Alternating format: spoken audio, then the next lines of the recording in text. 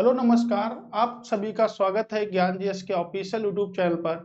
तो जैसा कि आप सभी लोगों को पता है कि संविधान की हम 15 क्लासों को कंप्लीट कर चुके हैं। आज हमारी क्लास नंबर 16 होने वाली है, जो कि आपके संसद के जो प्रश्न हमारे बचे हुए थे लोकसभा और राज्यसभा से, उनकी आज हम चर्चा करेंगे। तो हम कह सकते हैं संसद का पार्ट नंबर 2 क्लास को भी हम नाम दे सकते हैं। ठीक है, तो आज की क्लास हमारी संसद पर बेस्ड है और आपके लिए वेरी वेरी इंपॉर्टेंट सेगमेंट के साथ में क्वेश्चनों के साथ में आज हम शुरुआत करने वाले हैं, जो आपके लिए बेहद इंपॉर्टेंट क्वेश्चन होंगे। जैसे संसद की अगर हम बात करें, तो भारतीय संविधान की अगर बात करें, तो भारतीय संविधान के 79 आर्टिकल में किसका उल्लेख है? संसद का उल्लेख किया गया है।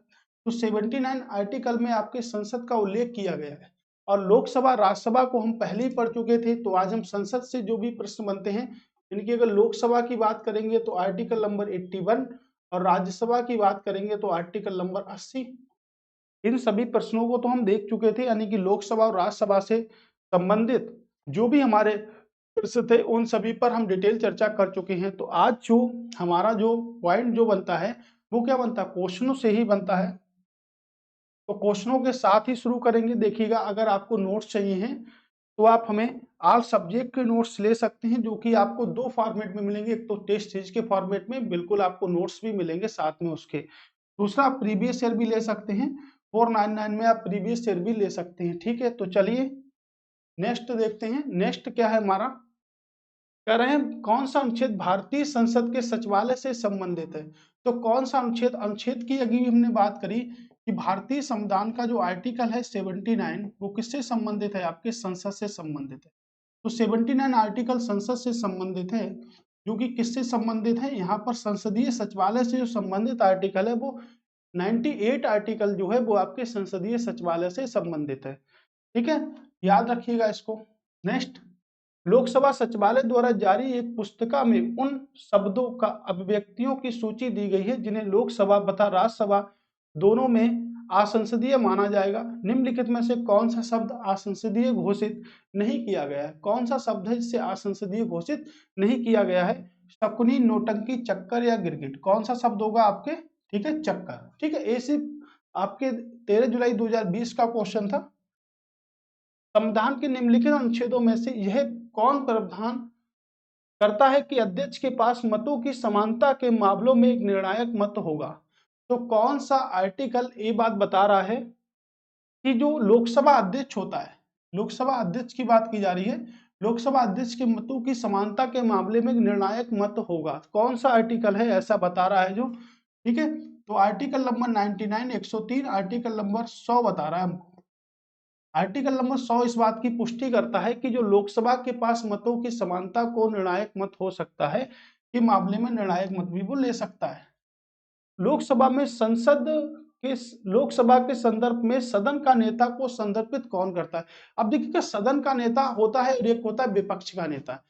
इन्हें कि भारतीय संविधान में ना तो सदन के नेता का उल्लेख है, ना तो विपक्ष के नेता का उल्लेख है।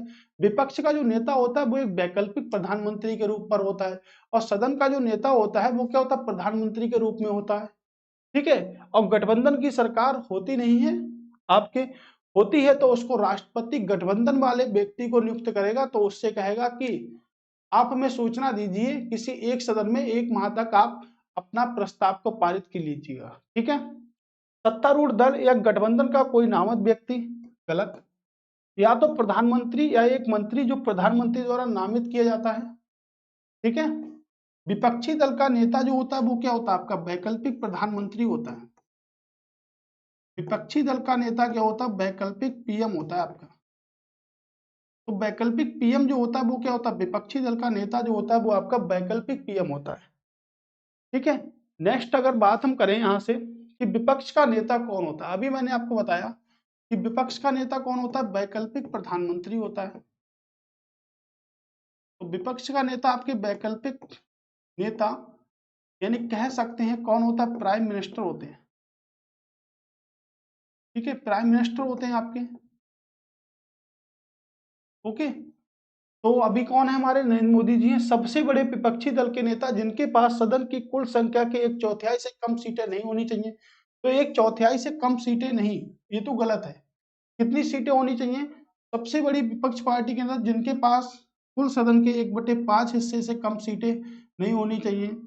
सबसे बड़ी विपक्षी पार्टी के नेता जिनके पास सदन की कुल संख्या के 1/10 हिस्से से कम नहीं होनी चाहिए। तो 1/10 हिस्से से कम नहीं होनी चाहिए। 1/10 हिस्से से अगर कम सीटें हैं तो विपक्ष का नेता नहीं बन सकता। सबसे बड़ी विपक्षी के नेता जिनके पास सदन की कुल संख्या के 1/15वें हिस्से की कम सीटें नहीं है। ठीक है, इसको भी गलत कर दीजिएगा। तो 1/10 की बात की जा रही है, ये याद रखिए, कितना, 1/10 की बात की जा रही है। ओके, चलिए नेक्स्ट प्रश्न पर चलते हैं। अगला प्रश्न क्या कहता है कि निम्नलिखित में से सभी को पढ़िए और बताइएगा। तो निम्नलिखित में सभी को पढ़ना है और बताना है कि भारत में संसद के एक वर्ष में 4 सत्र होते हैं। ठीक है, तो देखिएगा संसद संसद में सत्र जो होते हैं, संसद में सत्र, तो संसद में 3 सत्र होते हैं। कौन कौन से होते हैं? आपके बजट सत्र होता है, बजट सत्र होता है, मानसून सत्र होता है, मानसून सत्र, और आपका शीतकालीन सत्र। कौन सत्र होता है? शीतकालीन सत्र। आपके 3 सत्र होते हैं। भारतीय संविधान में अनुच्छेद 112 जो होता है वो आपके बजट से संबंधित है। किससे संबंधित है? बजट। लेकिन भारतीय संविधान में बजट नहीं प्रयोग किया जाता है। प्रयोग किसे किया जाता है? वित्तीय वार्षिक विवरण को, वित्तीय वार्षिक विवरण को प्रयोग किया जाता है। तो वित्तीय वार्षिक विवरण का प्रयोग किया जाता है, जो कि 1 अप्रैल से लेकर 31 मार्च तक होता है। 1 अप्रैल से लेकर 31 मार्च तक होता है। 1 अप्रैल से लेकर 31 मार्च तक होता है संसद में सत्र। क्या होता है? संसद में सत्र होता है 1 अप्रैल से लेकर 31 मार्च तक। ठीक है, और आर्टिकल नंबर 112 के अंतर्गत आता है आपका वित्तीय वार्षिक विवरण। ठीक है, तो देखिएगा संसद में एक वर्ष में 4 सत्र होते हैं, नहीं 3 सत्र होते हैं। बजट सत्र की अध्यक्षता राज्यसभा के सभापति द्वारा की जाती है, जो भारत के उपराष्ट्रपति हैं। ये भी गलत है। मानसून सत्र के दौरान भारत के राष्ट्रपति संसद को संबोधित करते हैं। तो राष्ट्रपति मानसून सत्र के दौरान संसद को संबोधित करते हैं। वेरी वेरी ग्रेट क्वेश्चन, बहुत ज्यादा इंपॉर्टेंट प्रश्न है। सबसे ज्यादा पूछा जाने वाले प्रश्नों में से ही बजट सत्र का एक प्रश्न बन रहा है आपका। ठीक है, तो सबसे ज्यादा प्रश्न पूछा जाता है आपसे। अगला प्रश्न है हमारा, नेक्स्ट प्रश्न हमसे क्या कहता है कि संसद के दोनों सदनों के बीच का समयांतराल की अवधि से अधिक नहीं होना चाहिए। सबको पता है कि संसद के 2 सदन आपकी, एक तो राज्यसभा होती है और एक आपकी लोकसभा होती है। राज्यसभा आर्टिकल नंबर 80 में आती है, लोकसभा आर्टिकल नंबर 81 में आती है। और इसी का कंपाइलेशन संसद की बात करेंगे तो संसद आर्टिकल नंबर 79 में आती है।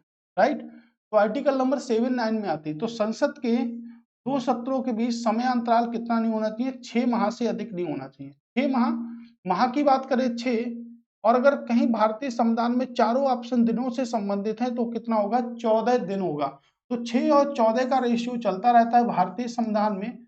ठीक है, 6 और 14 का रेशियो भारतीय संविधान में चलता रहता है। तो वही हमारे प्रश्न भी बनते हैं वहां से। ठीक है, लोकसभा के विघटन की स्थिति में संविधान के तहत अध्यक्ष विघटन के बाद सदन की पहली बैठक से ठीक पहले अपना पद रिक्त नहीं करेगा। अब देखिए पावर है कि लोकसभा जो अध्यक्ष है, जो लोकसभा का जो अध्यक्ष है वो सबसे पहली बार शपथ नहीं लेता। लोकसभा का अध्यक्ष ही एक ऐसा है जो शपथ ग्रहण नहीं कर सकता। ठीक है, लोकसभा अध्यक्ष शपथ नहीं लेता पहली बार। और वह जब तक पद नहीं छोड़ेगा जब तक कि नई लोकसभा गठित नहीं हो जाएगी। जब तक नई लोकसभा गठित नहीं हो जाएगी तब तक वो पद नहीं छोड़ेगा।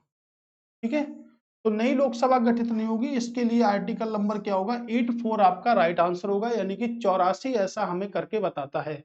तो देखिएगा नई लोकसभा यानी कि मौजूदा लोकसभा एक होती है, एक होती है मौजूदा लोकसभा जो चल रही होती है, और एक होती है हमारी नई लोकसभा जो बनने वाली होती है।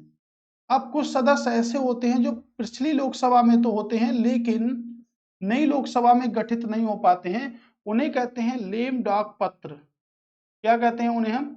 तो वे सदस्य जो मौजूदा लोकसभा में होते हैं लेकिन नई लोकसभा में नियुक्त नहीं हो पाते हैं उन्हें हम लेम डक पत्र के नाम से जानते हैं। ठीक है, लोकसभा का विघटन कर सकते हैं कौन? तो राष्ट्रपति जी लोकसभा का विघटन कर सकते हैं। किसकी सिफारिश पर करेंगे? तो प्रधानमंत्री की सिफारिश पर करेंगे। प्रधानमंत्री की सिफारिश पर लोकसभा को 5 साल पहले भी विघटित किया जा सकता है। कितने साल विघटित किया जा सकता है? पहले 5 साल पहले भी विघटित किया सकता है लोकसभा को। तो याद रखिएगा, जो बातें हमने आपको बताई हैं इनसे आपके नेक्स्ट प्रश्न भी बनेंगे, बिल्कुल बनेंगे, 100% बनने वाले हैं। ठीक है, नेक्स्ट प्रश्न क्या होता है हमारा? देखिएगा, लोकसभा को 17 आसन करने की शक्ति किसमें निहित है? अभी मैंने आपको बताया लोकसभा को विघटन करने की शक्ति किसमें निहित है? तो भारत के राष्ट्रपति में। अगर बात करें भारतीय संविधान का आर्टिकल नंबर 52 क्या बताता है? भारत के क्या होंगे? राष्ट्रपति होंगे। आर्टिकल नंबर 75 बताता है कि राष्ट्रपति प्रधानमंत्री की नियुक्ति करेंगे। राज्यसभा का सभापति कौन होगा? आर्टिकल नंबर उपराष्ट्रपति होगा। तो उपराष्ट्रपति आर्टिकल नंबर 64 के अंतर्गत राज्यसभा का सभापति होगा। राज्यसभा का क्या होगा? सभापति होगा, आर्टिकल नंबर 64 के अंतर्गत। संसद के दोनों सदनों के विघटन के संबंध में कौन से कथन सही हैं? देखिए, संसद के दोनों सदनों के विघटन के संबंध में कौन से कथन सही हैं? संसद, भाई संसद, पुरानी संसद, हमारी संसद। संसद के 2 सदन होते हैं, एक तो होता है राज्यसभा और एक होता है लोकसभा। सबको पता है किस किस आर्टिकल में है। राज्यसभा का सदस्य बनने के लिए न्यूनतम आयु कितनी होनी चाहिए? 30 वर्ष। देखिएगा, राज्यसभा के कार्यकाल का उल्लेख नहीं किया, लेकिन संसद ने इसके कार्यकाल को बताया है जनप्रतिनिधित्व अधिनियम के अंतर्गत 6 वर्ष। लोकसभा का 5 वर्ष होता है कार्यकाल और न्यूनतम आयु होती है आपकी 25 वर्ष। न्यूनतम आयु कितनी होती है? 25 वर्ष होती है। तो ये तो आपका कैसा सदन है? एक ऐसा सदन है। देखिए, राज्यसभा एक स्थायी सदन है जिसे भंग नहीं किया सकता, जिसका विघटन नहीं किया जा सकता, एक स्थायी सदन है। और लोकसभा कैसा सदन है? तो लोकसभा की अगर हम बात करें, लोकसभा की अगर बात करें तो लोकसभा अस्थायी सदन है, इसे विघटित किया जा सकता है। कौन करता है? राष्ट्रपति करते हैं प्रधानमंत्री की सिफारिश पर। अस्थायी सदन है, क्यों? क्योंकि जनता का प्रतिनिधित्व करता है, जनता का प्रतिनिधित्व करता है। और राज्यसभा क्या करता है? राज्य व संघ शासित प्रदेशों का प्रतिनिधित्व करता है। राज्य व संघ शासित प्रदेशों का प्रतिनिधित्व करता है, प्रदेशों का प्रतिनिधित्व करता है। ठीक है, याद रखिएगा, सब कुछ मैंने आपको बताया है राज्यसभा के बारे में, एक एक पॉइंट। इसके क्या होते हैं? 1/3 सदस्य प्रत्येक 2 वर्षों में क्या करते हैं? सेवानिवृत्त हो जाते हैं। जो सदस्य सेवानिवृत्त होते हैं वो दोबारा भी चुनाव लड़ सकते हैं या नहीं? तो वे दोबारा भी चुनाव लड़ सकते हैं। जो सदस्य सेवानिवृत्त होते हैं वो दोबारा चुनाव भी लड़ सकते हैं। ठीक है, तो इस तरह देखिएगा, जो पहला प्रश्न है इसमें कि राज्यसभा एक स्थायी सदन है, इसे विघटित के अधीन नहीं है, तो बिल्कुल ठीक है, राज्यसभा स्थायी सदन है, विघटन के अधीन नहीं है। लोकसभा अपने कार्यकाल के अंत में विघटन के अधीन है, बिल्कुल है। निचले सदन को राष्ट्रपति द्वारा पहले भंग किया जा सकता है, 5 वर्ष से पहले भंग किया सकता है। उपयुक्त के सभी क्वेश्चन सही हैं, यानी कि ऑप्शन नंबर डी इसका राइट आंसर है। ऑप्शन नंबर डी इसका राइट आंसर है। ठीक है, चलते हैं नेक्स्ट प्रश्न की ओर। निम्नलिखित में से कौन सा कथन सही है? तो सही कथन बताना है आप लोगों को। देखिएगा, वेरी वेरी मोस्ट इंपोर्टेंट प्रश्न है। ऐसे प्रश्न हैं जो आपके पेपर में आने ही आने हैं, 100% आने हैं। कोई भी ऐसा कंपटीशन का एग्जाम नहीं होगा जिसमें आपके संविधान ना पूछा जाता है। तो देखिएगा, ऐसे प्रश्न जो कि आपको फॉर्मेट में मिलेंगे, देखिएगा 299 यानी कि 300 प्रश्नों के करीब पहुंच चुके हैं। करीब क्या पहुंच चुके हैं? नेक्स्ट प्रश्न आपका 300 प्रश्नों का। तो 300 प्रश्नों के साथ में फुल डिटेल के साथ में हमने संविधान की मजबूत नींव रखी है आप लोगों के समक्ष, और आप लोग उसको स्टडी कर रहे हैं, कमेंट्स भी कर रहे हैं, और ज्यादा से ज्यादा वीडियो को शेयर कर दीजिएगा आप लोग, जिससे ज्यादा से ज्यादा लोगों की हेल्प हो सके। ठीक है, और वेरी वेरी मोस्ट इंपोर्टेंट आपके लिए कंटेंट है, यानी कि इतने अच्छे क्वेश्चन आपको कहीं भी नहीं मिलेंगे। पेड क्लासेस में भी इतने बढ़िया प्रश्न नहीं मिलते हैं, सिर्फ टेस्ट सीरीज में ही मिलते हैं। वो भी बहुत अच्छी, अगर कंपनी की टेस्ट सीरीज है तभी मिल सकते हैं, वरना नहीं। ये बहुत मेहनत करके बनाए गए क्वेश्चन है, इन पे बहुत ज्यादा परिश्रम किया जाता है, फिर सबको इकट्ठा करके बताया जाता है कि भाई ये क्वेश्चन, फिर उसके बाद में टाइप होते हैं ऐसे क्वेश्चन, तब जाके क्वेश्चन हमारे बनते हैं भारतीय संविधान के, नहीं सभी के संविधान के। हिस्ट्री की पूरी कंप्लीट वीडियो आएगी, जितना भी एक ही वीडियो आएगी, जितना भी कंपाइलेशन है प्रीवियस ईयर का, ठीक है। लोकसभा में लंबित कोई विधेयक उसके 17 भाषण पर व्यक्त हो जाता है। तो लोकसभा में कोई विधेयक जो है उसके 17 भाषण पर लैप्स नहीं होता है। राज्यसभा में लंबित कोई विधेयक जो लोकसभा ने पारित कर दिया और लोकसभा के विघटन पर व्यक्तिगत नहीं होगा तो नहीं होगा, ठीक है। आंसर नंबर 2 राइट आंसर है, ठीक है। नेक्स्ट प्रश्न क्या है हमारा, निम्नलिखित में से किसके पास दोनों सदनों में एक सत्र को समाप्त करने व लोकसभा को भंग करने की शक्ति है। तो लोकसभा को भंग करने से ही निकल आएगा, किसके पास में है, उपराष्ट्रपति के पास में। किसके पास में है, उपराष्ट्रपति के पास में है क्या, नहीं भाई, उपराष्ट्रपति राज्यसभा का पदेन सभापति होता है, आर्टिकल नंबर 64 के अंतर्गत। किसके पास में है, देखिएगा राष्ट्रपति के पास में है। कौन भंग कर सकता है, राष्ट्रपति प्रधानमंत्री की सिफारिश पर भंग कर सकते हैं। संसद संविधान की भारत के संविधान के अनुच्छेद, अब अनुच्छेद याद रखिएगा 103 के तहत लोकसभा की बैठक का कोरम सदन की कुल संख्या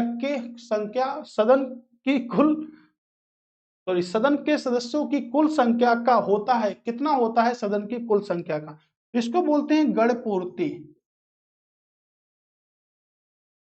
इसको बोलते हैं गण पूर्ति यानी कोरम बोलते हैं, जो कि सदस्यों की न्यूनतम संख्या को प्रदर्शित करता है। क्या करता है, सदस्यों की न्यूनतम संख्या को प्रदर्शित करता है।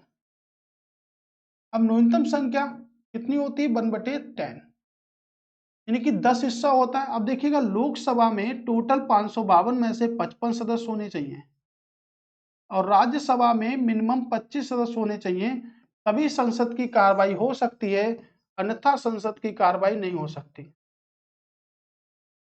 संसद की कार्रवाई हो सकती है, अन्यथा संसद की कार्रवाई नहीं हो सकती। तो कितना हिस्सा होना चाहिए, 1/10वां हिस्सा होना चाहिए, ठीक है। आर्टिकल नंबर 103, संसद संविधान के तहत भारत की आधिकारिक भाषा का प्रावधान में संशोधन कर सकती है। किसके तहत आधिकारिक भाषा में संशोधन कर सकती है, मैंने आपको पढ़ाया था संविधान संशोधन। तो संविधान संशोधन की प्रक्रिया भारतीय संविधान में है, और भाषाओं में कैसे संशोधन कर सकती है, तो संविधान संशोधन की प्रक्रिया भारतीय संविधान के अनुच्छेद 368 के तहत आती है, भाग नंबर 20 के तहत आती है। और किस देश से हमने ली है, तो हमने ली है दक्षिण अफ्रीका। किस देश से हमने ली है, दक्षिण अफ्रीका से ली है, ठीक है। ये तो संशोधन हो गया। संशोधन 3 तरीके से किया जा सकता है, साधारण बहुमत के द्वारा, विशेष बहुमत के द्वारा, विशेष बहुमत की तर्ज पर राज्य की विधानसभाओं की सिफारिश पर। संशोधन का टॉपिक पूरा कंप्लीट पढ़ा है, वहां से आप स्टडी करिएगा इसको, ठीक है। अब देखिएगा कि अब अगर भाषाओं की बात करें तो भाषा को बोलते हैं राजभाषा। देखिएगा भारत के संविधान में किसी भी राष्ट्रीय भाषा का उल्लेख नहीं है। क्या कहा जाता है कि संघ की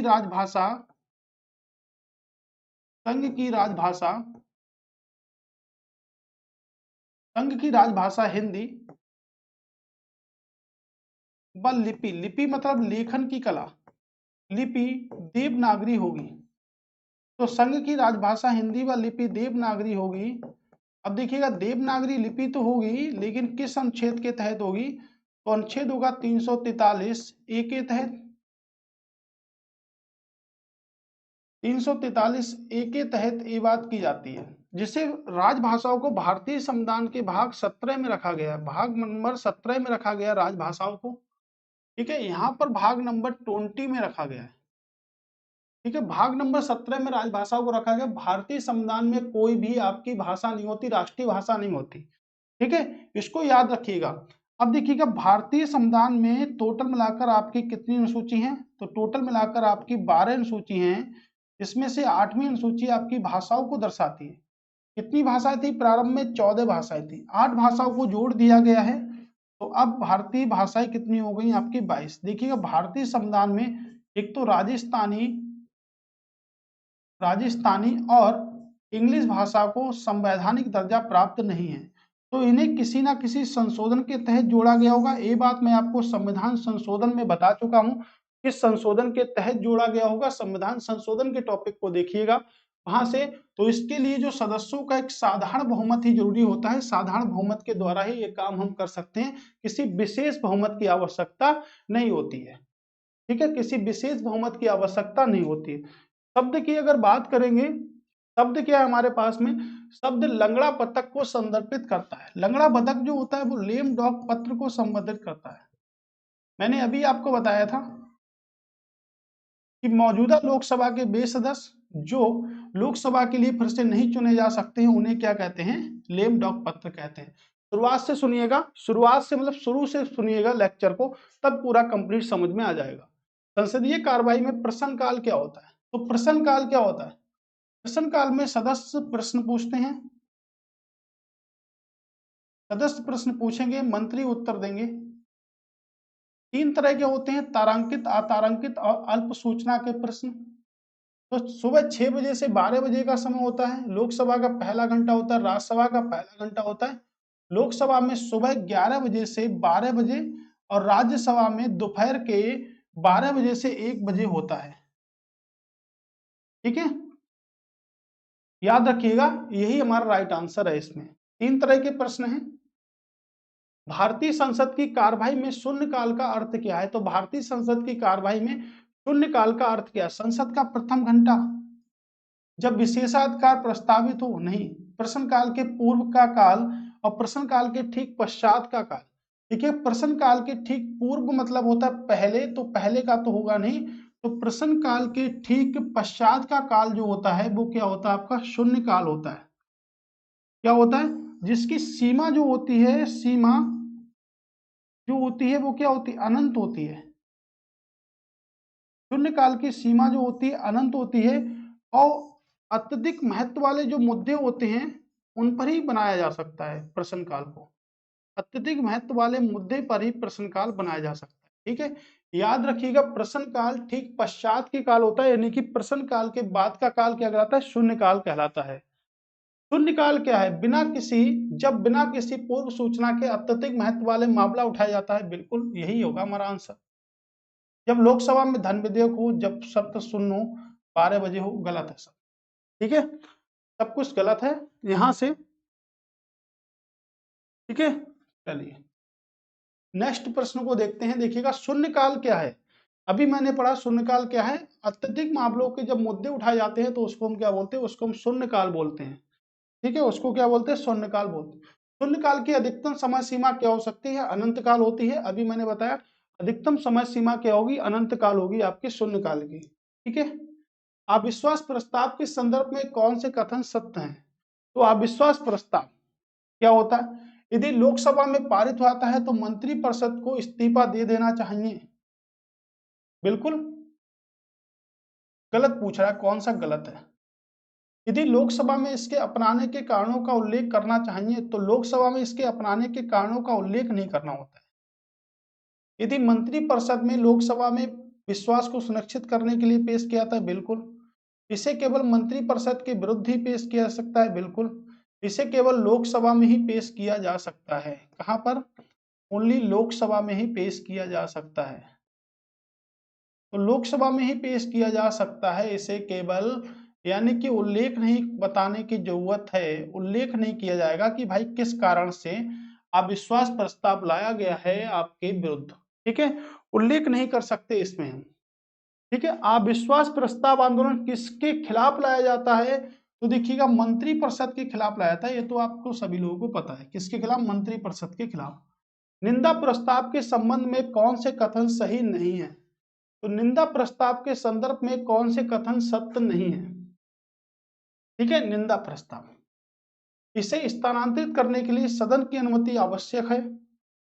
सरकार चर्चा के लिए समय व तारीख तय करने के लिए स्वतंत्र है। निंदा प्रस्ताव, इसे संपूर्ण मंत्रिपरिषद के विरुद्ध पेश किया जाता है।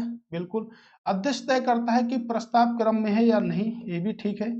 ये देखिएगा, इसे स्थानांतरित करने के लिए सदन की अनुमति की आवश्यक है, ये बिल्कुल नहीं है। स्थानांतरित करने के लिए सदन की आवश्यकता बिल्कुल भी नहीं होती है। ठीक है। धन विधेयक पेश किया जाता है, तो धन विधेयक आर्टिकल नंबर 110 के तहत, आर्टिकल नंबर 110 के तहत केवल लोकसभा में ही पेश किया जा सकता है। इसका निर्णय जो होगा वो कौन करेगा? लोकसभा अध्यक्ष करेंगे। धन विधेयक भारत के संविधान के किस अनुच्छेद में परिभाषित किया गया है? लेकिन 109 भी आपके धन विधेयक से ही संबंधित है। 112 आपके वार्षिक वित्तीय विवरण से संबंधित है। किसका? वार्षिक वित्तीय विवरण से संबंधित है 112। धन विधेयक से संबंधित निम्नलिखित कथनों में से कौन सा सही नहीं है? इसे राज्यसभा द्वारा पुनर्स्थापित नहीं किया जा सकता है। यदि कोई प्रश्न उपगत होता है कि धन विधेयक विधेयक है या नहीं, तब अंतिम निर्णय होगा। अभी मैंने बताया धन विधेयक पर गतिरोध की स्थिति में राष्ट्रपति संसद की संयुक्त बैठक बुला सकता है। बिल्कुल बुला सकता है। यदि कोई धन विधेयक राष्ट्रपति की सिफारिश पर पुनः स्थापित किया जाएगा, अन्यथा नहीं। इसे राज्यसभा में पुनर्स्थापित नहीं किया जाएगा। यही प्रश्न आपका सही नहीं है, बाकी सब सही है। ठीक है, बाकी सबके सब क्या है? एकदम राइट आंसर है आपके। नेक्स्ट, साधारण विधेयक के संदर्भ में कौन सा कथन सही है? सो साधारण विधेयक ये केवल लोकसभा में पेश किया जा सकता है। इसे किसी मंत्री द्वारा पेश नहीं किया जा सकता है। इसे राज्यसभा द्वारा संशोधित या अस्वीकार किया जा सकता है। इसे राष्ट्रपति की सिफारिश पर ही पेश किया जा सकता है। इसे केवल, सही कथन आपको बताना है साधारण विधेयक के संदर्भ में सही कथन। इसे केवल लोकसभा में पेश किया जा सकता है। नहीं भाई, कहीं भी इसे पेश कर दो। इसे किसी मंत्री द्वारा पेश नहीं किया जा सकता है। इसे राज्यसभा द्वारा संशोधित अस्वीकार नहीं किया जा सकता है। इसे राष्ट्रपति की सिफारिश के बाद ही पेश किया जा सकता है। ठीक है, तो राष्ट्रपति की सिफारिश के बिना ही पेश किया जा सकता है। इसे किसी मंत्री द्वारा पेश नहीं किया, इसे किसी मंत्री के द्वारा ही पेश किया जाता है। Option number B right answer है। ठीक है, याद रखिएगा। ठीक है, ओवरऑल याद रखिएगा। वित्त विधेयक को संसद में पेश होने के कितने दिन के भीतर पारित हो जाना चाहिए? तो वित्त विधेयक को 75 दिन के अंतर्गत संसद में पारित हो जाना चाहिए। कितने दिन लगेंगे उसको? 75 डेज लगेंगे उसको। सदनों के, संसद के दोनों सदनों की संयुक्त बैठक की अध्यक्षता कौन करता है? तो देखिएगा, बुलाता कौन है? 108 के तहत राष्ट्रपति, जब गतिरोध उत्पन्न होता है तो राष्ट्रपति संसद की बैठक को बुलाते हैं, संयुक्त बैठक को बुलाते हैं। लेकिन अध्यक्षता के रूप में कौन करता है? लोकसभा अध्यक्ष करता है। अध्यक्षता कौन करता है? लोकसभा अध्यक्ष। लोकसभा प्रेसिडेंट कौन करता है? लोकसभा अध्यक्ष करता है। ठीक है, कौन करेगा? तो लोकसभा अध्यक्ष करेंगे। राइट। नेक्स्ट प्रश्न, संसद के दोनों सदनों की संयुक्त बैठक बुलाने के लिए भारत के संविधान के अनुच्छेद 108, अभी तो हमने पढ़ा 108 के तहत निम्नलिखित में से किसकी आवश्यकता होती है? तो राष्ट्रपति के आशय, राष्ट्रपति की संतुष्टि, राष्ट्रपति का अनुदेश, राष्ट्रपति की सहमति। राष्ट्रपति के आशय। Very very most important. संसद की संयुक्त बैठक के संदर्भ में कौन सा कथन सही नहीं है? तो कौन सा कथन सही नहीं है? अध्यक्ष की अनुपस्थिति में उपाध्यक्ष इसकी अध्यक्षता करता है। वेरी वेरी मोस्ट इंपॉर्टेंट है। देखिएगा, सब प्रश्न एक ही जैसे लग रहे हैं। अध्यक्ष की अनुपस्थिति में उपाध्यक्ष की अध्यक्षता करता है, बिल्कुल। उपाध्यक्ष की अनुपस्थिति में राज्यसभा के उपसभापति अध्यक्षता करते हैं, बिल्कुल। उपसभापति की अनुपस्थिति में राज्यसभा के अध्यक्ष इसकी अध्यक्षता करते हैं, ये तो गलत है। इसकी अध्यक्षता लोकसभा अध्यक्ष के द्वारा की जा सकती है, ये सही है। यानी कि ऑप्शन नंबर सी गलत है। ठीक है, ऑप्शन नंबर सी रॉन्ग है। भारत का संविधान बजट को के रूप में संदर्भित करता है। बजट की चर्चा पहले ही कर चुके हैं हम। बजट को किस रूप में वर्णित करता है? वार्षिक वित्तीय विवरण के रूप में बजट को प्रदर्शित करता है। अनुच्छेद नंबर 112, आर्टिकल नंबर 112 के तहत।